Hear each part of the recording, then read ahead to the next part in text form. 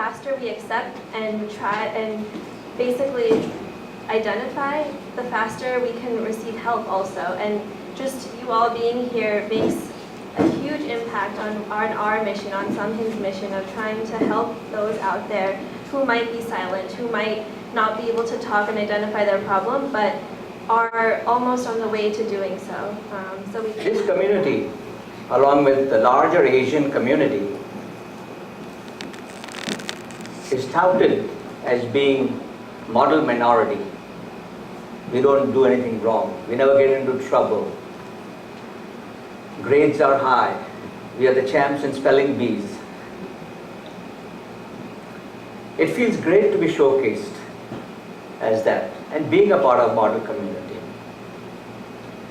The notion of model community also trivializes and hides the struggles, issues, and stressors that this community faces on an ongoing basis. Many in the community believe in this myth. They believe that this community does not have issues with mental illness or substance abuse. We know that the reality is otherwise. Stigma, although common in all communities across the United States, NAMI, United States, New Jersey has been fighting stigma for many years, and many other organizations are doing that. But stigma in our community is extreme, and it has its own nuances that are very significant barriers to seeking care. We feel embarrassed when holes are poked in this myth of model minority. Recently, I received a call from a senior psychologist practicing in northwestern New Jersey. She told me that just recently, 4 or 5 Indian families were referred to her because of problems related to alcohol. And she described her frustration and desperation of the extent of the problem. 3 of these 5 families were referred by DIFUS, which is the organization that gets involved when the children are neglected or abused. She told me about the extent of devastation she sees in the South Asian families due to alcohol-related problems. Some of these include engaging in criminal activities. But when you ask the people, they say, well, nothing is wrong with taking a few drinks. What's a few drinks? It's sometimes even fashionable to drink.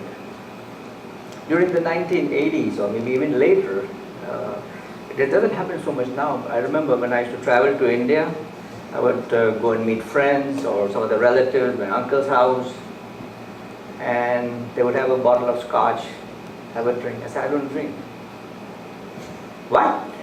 You come from USA and you don't drink?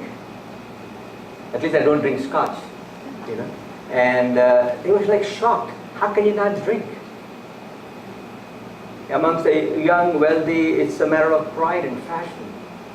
So who can drink more?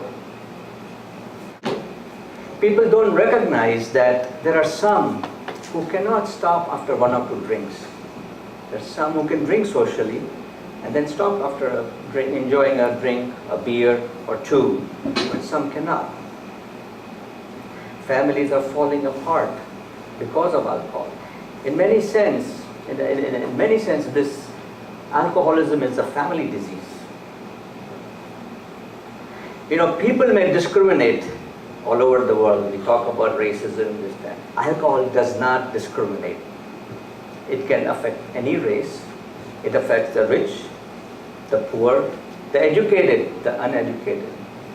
You can have engineers like IT, physicians, psychiatrists, nurses, social workers, doesn't matter what walks of life, businessmen, successful businessmen, and so on. The problem is increasing in our community, and we need to face it. And this is our first small step. But as you can see, and as you will see today, an alcoholic is just, they don't have any special face. It could be any one of us. You cannot read the face and say, oh, he's alcoholic, just like mental illness. You cannot tell by looking at somebody that he's mentally ill or she's mentally ill.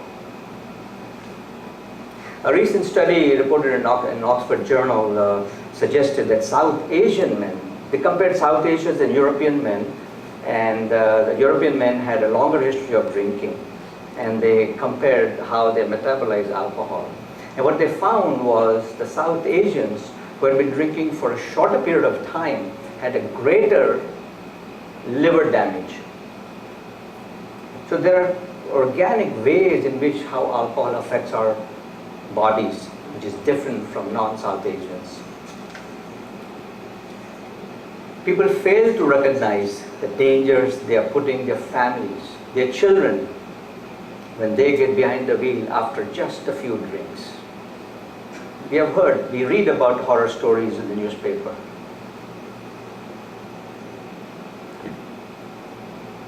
Families, entire families, and sometimes communities suffer when one person has a problem with drinking.